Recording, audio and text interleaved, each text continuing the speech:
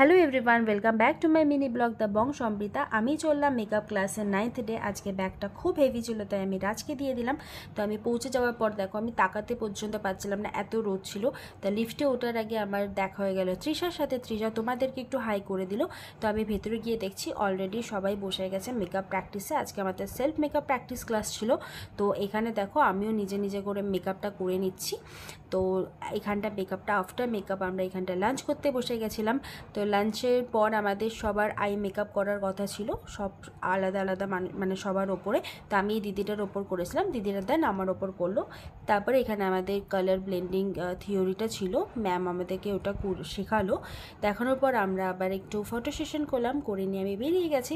তো ওরা আমাদেরকে জিজ্ঞেস করছিল যাওয়ার কথা, কেন ওদের সাথে আমি ডেলি বাড়ি যাই। তো আজকে আমি অন্য জায়গায় যাওয়ার ছিল বলে আমি ক্যাবে করে গেছি। তো আইসক্রিমটা খেতে খেতে আজকে মিনি ব্লগটা আমি এখানে করছি। টাটা।